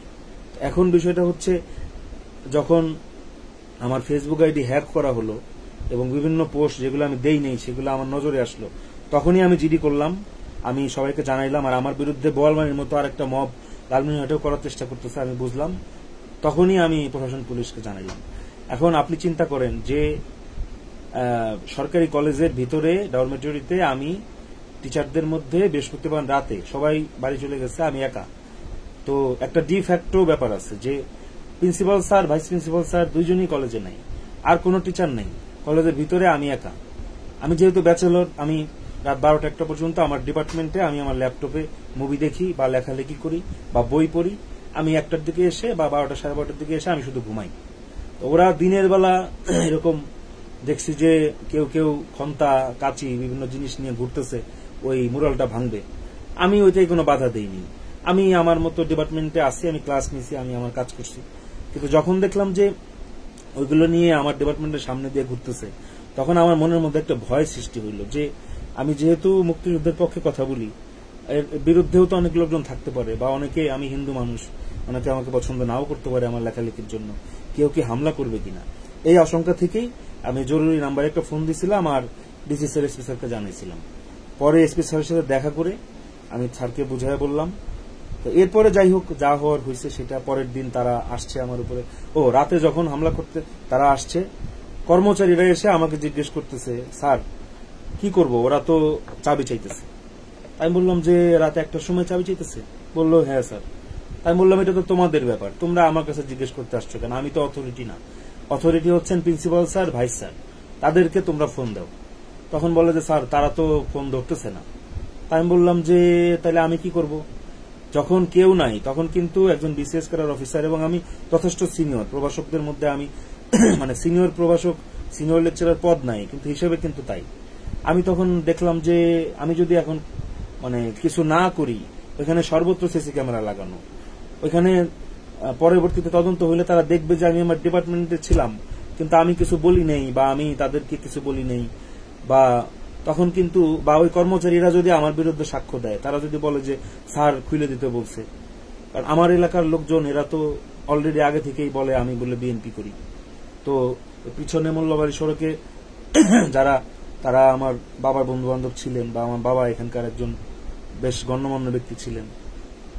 তো যাই হোক, এরপরে আমি বললাম যে তোমাদের যা খুশি তোমরা তাই করো। তো ওরা চাবি দেয় নাই, না দেওয়ার পরে ওরা করছে কি, দেয়াল টপকায় এসে কর্মচারীদেরকে চাবি খুঁজে না পাইয়া আমার দেখা জিজ্ঞেস করতেছে উনি কে, ওনার কাছে চাবি নাকি? তখন ওরা বলতেছে উনি তো স্যার। আমি বললাম যে আমার কাছে তো চাবি নাই, তোমরা কারা, এদিকে আসো, তোমাদের সমস্যা কি? মানে আমি জানতে চাইছি ওদের সমস্যাটা কি। ওদেরকে আমি কিন্তু কোনো ধমক টমকও দেইনি। ওরা আমার সাথে কোনো কথা না বলেই ওরা দেখি যে ই করতেছে, মানে তখন আমি হেল্প চাইলাম প্রশাসন, পুলিশের কাছে ফোন দিয়ে, যে স্যার আমাদের এরকম আসতেছে, এবং আমি তো মানে যেহেতু আমাকে তারা একটু কথা না বলে একটু চোখ গরম দিয়ে গেল, আমি একটু ভয়ই পাইয়া গেলাম। আসলে ভয় বলা যায় না, সবারই তো প্রাণ ভয় আছে, আর আমার এখানে কিছু হইলে আমার মায়ের কি হবে, আর আমার বিরুদ্ধে অপপ্রচার করার আমার শত্রুর তো অভাব নেই।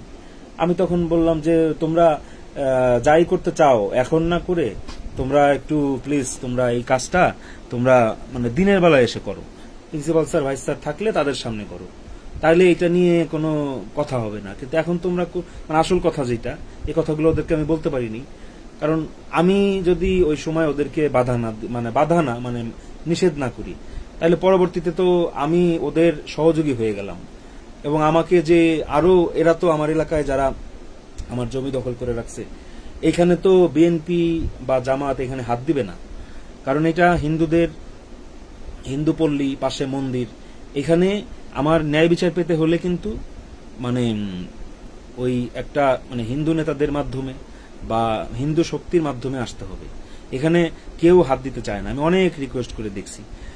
তো যাই হোক, আমি তখন ওদেরকে বললাম যে তোমরা এখন না করে প্লিজ তোমরা, কারণ এটা হলো কলেজের সিদ্ধান্ত ছিল, আর এটা আমাদেরকে জানানো হয়েছিল যে ওইখানে না ভেঙে বঙ্গবন্ধুর যে ছবিটুকু সেটুকু তো আগেই মুছে ফেলা হয়েছিল, বাকি যে স্ট্রাকচারটা ছিল সেখানে ওই বাংলাদেশের একটা ম্যাপ বসাই দেওয়ার একাডেমিক মিটিং এ এটা পাশ হয়েছিল।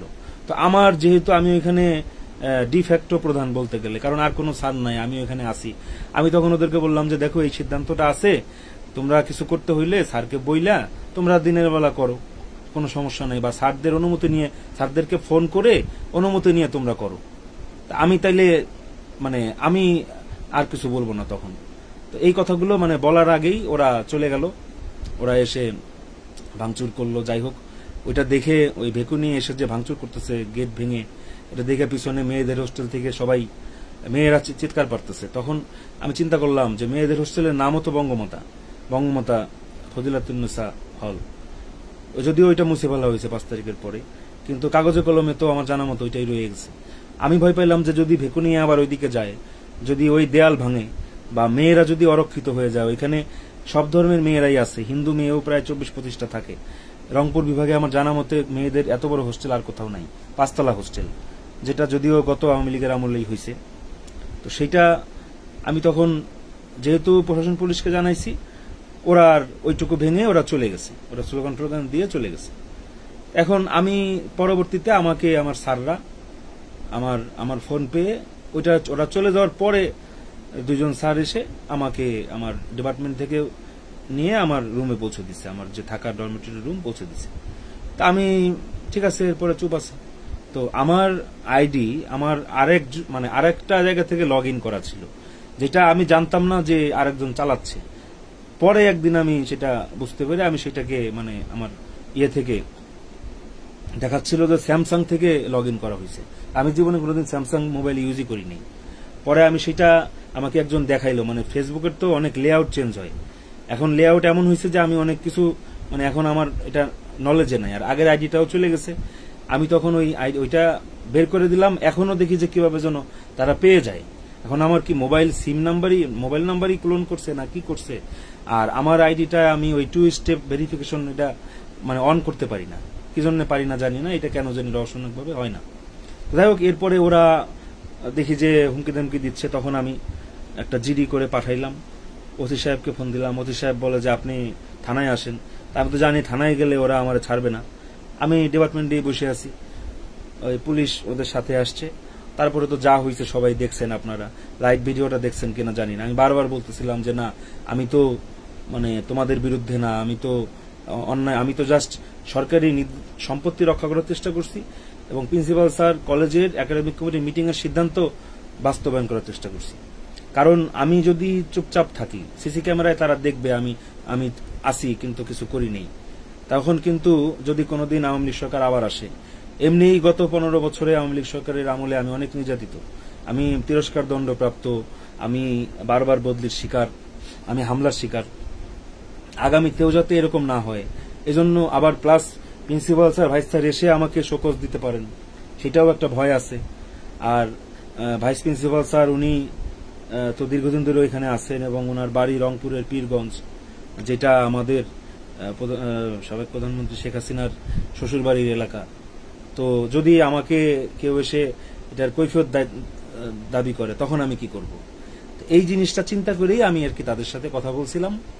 যাই হোক, এটা পরবর্তীতে আমাকে তারা, এখানে কিন্তু আমার স্টুডেন্টরা ছিল না, যারা ছিল তারা হয় অনার্সের আর বেশিরভাগই বহিরাগত।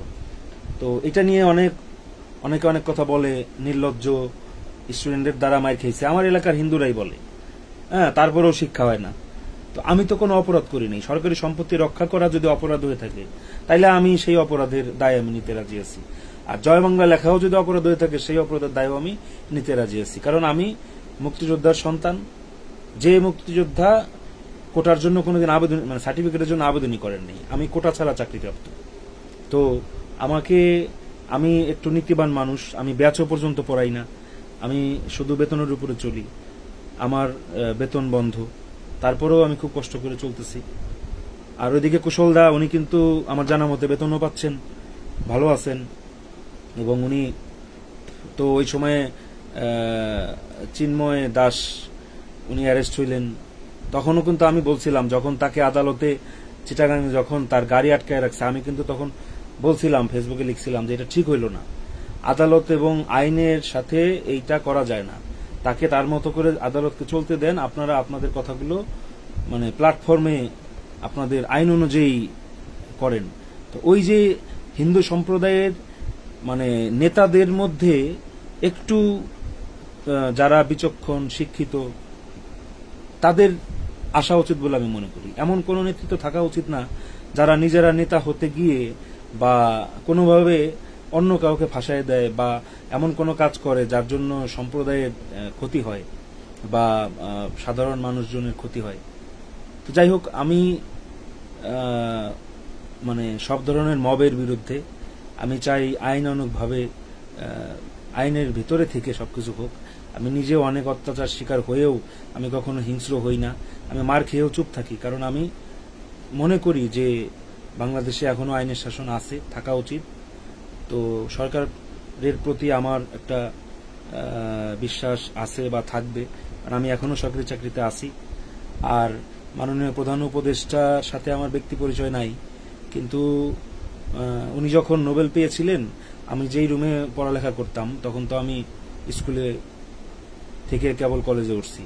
আমার ওই রুমের টেবিলের সামনে ওনার যে প্রথম আলোতে ছাপানো ওই যে হাত এরকম করা আবু সাইদের মতো ওই ছবিটা, পাখি উড়াল দেওয়ার মতো ওই ছবিটা কিন্তু আমার দেয়ালে এখনো টানানো আছে। তো আমি কিন্তু সেটা নিয়ে অনেক গর্ব করতাম। এবং ওনার আপন ভাই কিন্তু আমাদের ঢাকা ভার্সিটি ফিজিক্সের প্রফেসর, ওনার ক্লাসও আমরা 2 একদিন করছি, ইব্রাহিম স্যার। আমি চাইলে ওনাদের কাছে যেতে পারতাম। এমনকি আসিফ নজরুল স্যারের সাথে আমার ফেসবুকে ফ্রেন্ডশিপ ছিল। তো যেহেতু প্রথম আলোতে উনি লিখতেন, আমিও লিখতাম।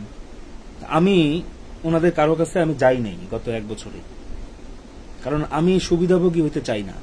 আমি মনে করি যে যদি কোনো সরকার কোনো আমাকে মনে করে যে হ্যাঁ আমি যোগ্য, আমি অনেক কিছু সহ্য করছি, অনেক অন্যায়ের ভিতর দিয়ে আসছি, আমি সততা নিয়ে থাকছি, আমি আপোষ করি নেই, তারা যদি আমাকে ভালো কোনো পদে বসাইতে চায় তাহলে আমি সেখানে যেতে রাজি আছি। কিন্তু আমি ভালো পদে যাওয়ার জন্য কোনো চেষ্টা তদবির, টাকা খাওয়ানো, এই জিনিসগুলো আমার দ্বারা হয় না। কারণ আমি নিজে, আমি তো, আমার বাবাও ছিল সৎ মানুষ, আমিও সৎ, আমার মা তো আরো। তো এই জন্যে আমি মানে অনেকগুলো কথা বলে ফেললাম, সরি, আমাকে আপনারা ক্ষমা সুন্দর দৃষ্টিতে দেখবেন। আসলে এই কথাগুলো বললাম এই কারণেই যে মানে একজন দেখলাম আবার ট্যাগ করছে যে আগে দেবদুলাল দাদার উপরে হামলা হইলো, তারপরে কুশল বরণ দাদার উপরে হামলা হইলো। তো কুশলদার সাথে আমাকে মিলানোর কিছু নাই। আমি একরকম মানুষ, উনি আর একরকম মানুষ। হ্যাঁ, একসাথে ছিলাম একই হলে, ছোট ভাই বড় ভাইয়ের মতো ছিলাম। খুব একটা যে খাতির ছিল তাও না, আবার শত্রুতাও ছিল না। ওনার প্রতি আমার শ্রদ্ধা ছিল, আছে, থাকবে।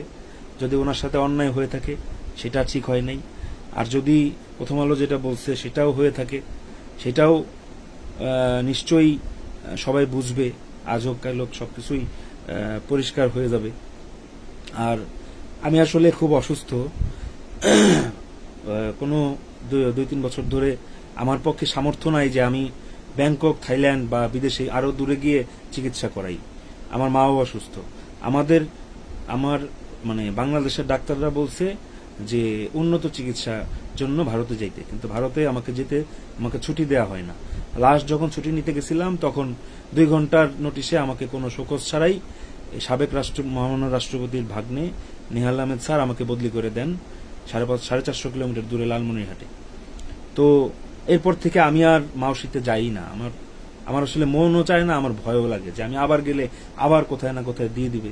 আর এখন তো আমার চাকরি নিয়ে জানাটা নেই, এবং বেতনটাও আমি নিয়মিত পাচ্ছি না। আর এই কথাগুলো বলতে চাইছিলাম না। এই কথাগুলো আবার হয় কি, আমি যে এই কথাগুলো বলবো আপনাদের কাছে, আমার প্রতিবেশীরা আবার এতে খুব আনন্দ পায়। তারা আবার আরেকটু অত্যাচার শুরু করে দেয়। তারা আবার পিছনে কুকুরের ঘিয়ে চালে ঢিল মারা, তারপরে বাড়ির সামনে পায়খানা করে রেখে যাওয়া, তারপরে আমাদেরকে একঘরে করা, এগুলো আসলে আরো বেশি করে। তো আমি এখন যেটা হচ্ছে যে আমার মানে সাময়িক বরখাস্ত হলেও আমি জানি যে মানুষ খোরপোশ ভাতা, চাকরির বেতন পায়। তা আমি তো আসলে কেন পাচ্ছি না সেটা আমি জানি না। আর এটা জানার জন্য যে আমি প্রিন্সিপাল স্যারের কাছে যাব সেটাও আমার পক্ষে এখন সম্ভব না। কারণ ওই ঘটনার পর ডিসি স্যার, এসপি স্যার তারা বলছেন যে আমি যেন ক্যাম্পাসে প্রবেশ করতে না পারি আমার কর্মস্থলে, সেটা তারা দেখবেন। তো তারা যদি আমাকে নিরাপত্তা না দিতে পারেন তাহলে আমি নিজের জীবনের ঝুঁকি নিয়ে তো আর আমি চাকরি চলে গেলেও তো আর আমার যাওয়া উচিত না মনে হয়। কারণ আমার সাথে আমার মা জড়িত, মায়ের জীবন জড়িত, আমার সাথে আমার পারিবারিক লিগেসি জড়িত। আর আমার বাবার দিকে আমি একমাত্র ছেলে, আমার আর কোনো কাকাতো ভাই নাই। তো সেই হিসেবে আমি বংশের প্রদীপ, গুহ বংশের প্রদীপ। আর খুব আদর করে আমার বাবা আমার নামটা রাখছিল দেবদুলাল গুহ।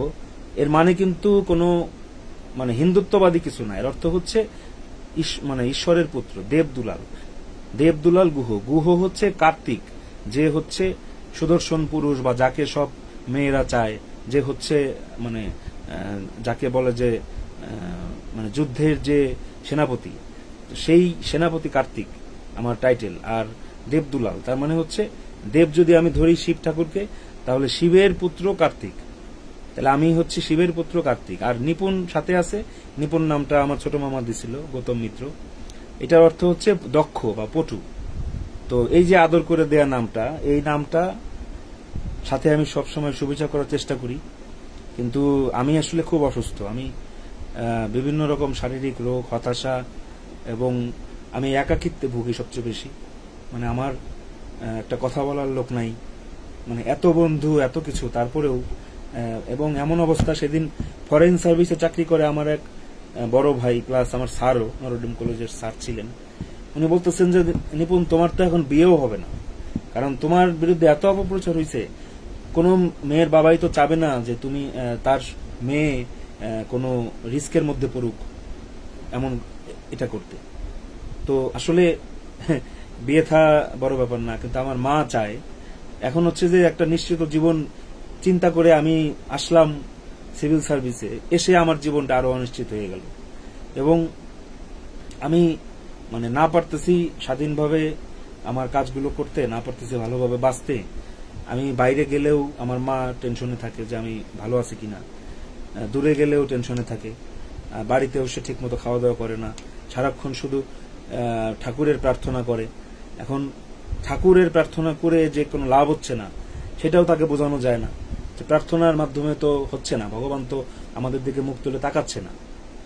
আর প্রমোশনও হচ্ছে না, প্রমোশনের আমার এখানে একটা ব্যাপার ছিল, একটা পরীক্ষার ব্যাপার ছিল, পরীক্ষাটা দিতে যেতে পারিনি কারণ অসুস্থ, প্লাস আমার নিরাপত্তার একটা ব্যাপার আছে। তো সবকিছু মিলে খুব খারাপ সময় যাচ্ছে। তো আপনারা যারা আমার শুভাকাঙ্ক্ষী, যারা আমাকে ভালোবাসেন, আমার লেখাগুলো পড়েন, তাদের সামনাসামনি আসলাম এই কারণে। আপনাদের মেসেজগুলো আসলে আমি দেখতেছি না, কারণ আমি চাচ্ছি আমার কথাগুলো বলতে, আমি পরে জবাব দেব।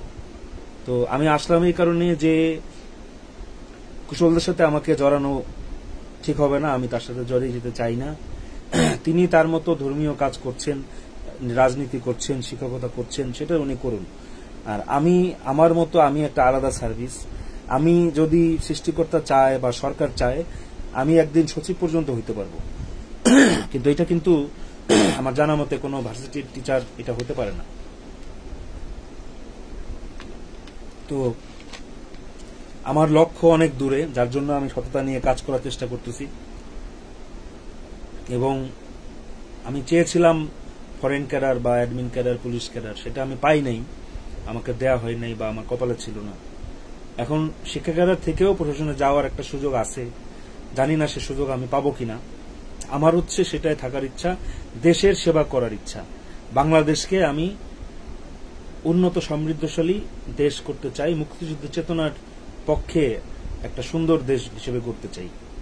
তো আমি বাংলাদেশকে কোনো রাষ্ট্রের গোলামি করুক এটা আমি চাই না, এবং আমি নিজেও এটা করিনি। আমি চেন্নাইতে ট্রেনের মধ্যে যখন আমার উপর হামলাকারী মহিলাটা বলতেছিল যে তোমরা আসো কেন, তোমরা আসো বইলে তোমরা আমাদের সিটগুলো নেও কেন, আমার টাকায় কেনা সিট, আমার মায়ের সিট, তারা বসে আছে, আমার এই ধরনের গালিগালাজ করতেছে, যাতা বলতেছে। সে তো মব সৃষ্টি করে আমারে মেরেই ফেলে। ট্রেনের থেকে আমার মায়ের মানে স্যান্ডেল ফেলে দিছে, আমার হাতের ব্রেসলেট, সেই শাওমি ব্যান্ড ছিল 6, সেটা ফেলে দিছে। তারপরে আমার মানি ব্যাগ থেকে 10,000 রুপি নিয়ে গেছে, আমাকে গেঞ্জি টেনে ছিঁড়ে ফেলছে। আমি তো সেটা ফেসবুকেও দিছিলাম ছবিটা। কেন দিছিলাম? কারণ এটা নিয়ে আমার এলাকার লোকজন, শত্রুরা হাসাহাসি করছে, অনেকে হাসাহাসি করছে। দিছিলাম কারণ আমি তো নামবো অনেক পরে, আগেই যদি ওই মহিলা নেমে আমার বিরুদ্ধে একটা মিথ্যা কেস সাজায়, তা আমার তো আম ছালা দুইটাই যাবে, বেজ্জতি তো হবেই। আমি এই জন্যে এই কাজটা করছিলাম। তো আমি ফেসবুকে অনেক কিছু লিখি, এর মানে কিন্তু এই না যে আমি খুব দুর্বল বা আমি খুব ভয় পাইছি, তা না। এগুলো লিখি হচ্ছে আপনাদের কাছে আমার সঠিক তথ্যটা, আমি কি সাফারার সঠিক তথ্যটা দেওয়ার জন্য। লালমনিরহাট, রংপুর, সারা বাংলাদেশে যত আমার ছাত্ররা বা আমাকে যারা পছন্দ করে না, তাদের কাছেও এই বার্তাটা যাওয়া উচিত যে আমি কি পরিমাণ মানে নির্যাতনের শিকার এই লীগের দ্বারা বা এই পন্থীর লোকজনের দ্বারা। কারণ আমি সৎ মানুষ, আমি আমার ন্যায্য অধিকারের পক্ষে লড়াই করতেছি। আমি আমার বাবার রেখে যাওয়া ভিটাটা আগলে রাখার চেষ্টা করতেছি। যেখানে আমার মা কালীর মন্দির আছে, সেই মন্দিরটাও ওরা ভেঙে রাখছে। আমি মন্দিরটা নির্মাণ করব, সেটা আমি করতে পারি না। মিস্ত্রি আসলে তাদেরকে ভয়ভীতি দেখায় সরাই দেওয়া হয়। তো আমি এখানে আমার লিগেসিটাকে ধরে রাখতে চাচ্ছি। আমি এখানে আমার বাবার নামে একটা মিউজিয়াম করতে চাচ্ছি। কবি জসিমউদ্দিনের যেমন জাদুঘর আছে, আমি চাই আমার বাবার নামেও একটা জাদুঘর হবে, সবাই আসবে। বাবার বইগুলো নতুন করে প্রকাশ করতে চাচ্ছি। আমি চাচ্ছি যে আমি মানে আমার দেশটাকে অনেক উঁচু স্তরে নিয়ে যেতে চাচ্ছি।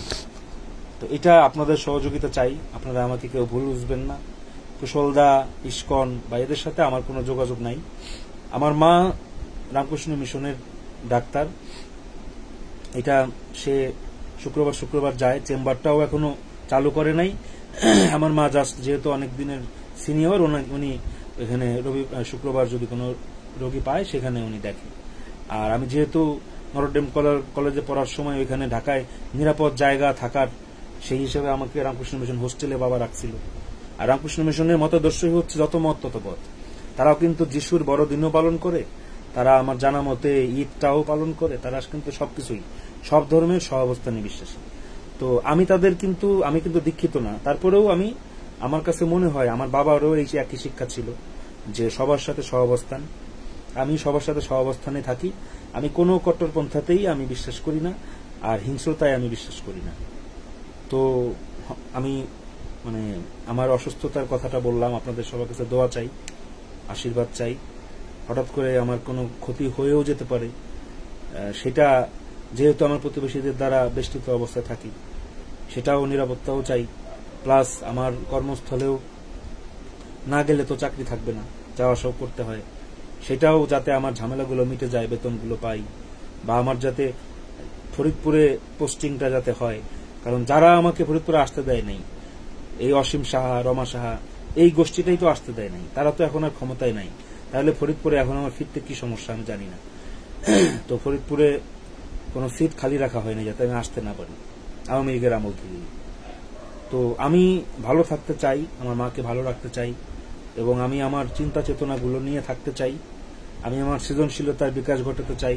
আমার স্বপ্ন ছিল আমি ঢাকায় পোস্টিং নিয়ে অভিনয় করব, গান বাজনা করব, কারণ আমি বিনোদন জগতে দীর্ঘদিন সাংবাদিকতা করছি, এই কাজগুলো করার ইচ্ছা ছিল, কিন্তু সেটাও আমার পক্ষে সম্ভব হচ্ছে না। সীমান্তবর্তী এলাকায় পোস্টিং, ফরিদপুরে আমার, সেখানেও আমার সব জায়গায় একটা দুরবস্থা, এবং একটা গোষ্ঠী আছে সব জায়গায় আমার বিরুদ্ধে অপপ্রচার করে বেড়ায়। আপনাদের কাছে অনুরোধ থাকবে এই অপপ্রচারগুলো থেকে আপনারা দূরে থাকবেন, এটা আপনারা পাত্তা দিবেন না। আর কুশলদা সাথে আমার বিষয়গুলো তো বললামই, আমাদের দুই নামকে একসাথে জড়ো করবেন না। আমি আলাদা পার্সন, উনি আলাদা পার্সন, চিন্তা ভাবনাও আলাদা, মানুষও আলাদা। তো এটুকুই বলার। সকল ধরনের মব নৈরাজ্যের বিরুদ্ধে আমি আমার অবস্থান রাখি। আমি চাই সরকার যে সরকারি থাক, আমি সেই সরকারের সাথেই কাজ করব, কারণ আমি সরকারের একজন সার্ভেন্ট, একজন কর্মচারী। সংবিধান মতে আমরা সবাই কর্মচারী, কিন্তু আমি একজন ক্যাডার অফিসার হিসেবে আমি চাই আমার দায়িত্বটুকু পালন করতে। যদি আরো বড় পরিসরে কাজ করার সুযোগ পাই, তাহলে সেটা আমি সানন্দে গ্রহণ করব। আপনারা সবাই আমার জন্য দোয়া আশীর্বাদ করবেন, ভালোবাসা রাখবেন। এইটুকুই বলেই আমি আজকের মতো শেষ করছি। ধন্যবাদ, শুভরাত্রি।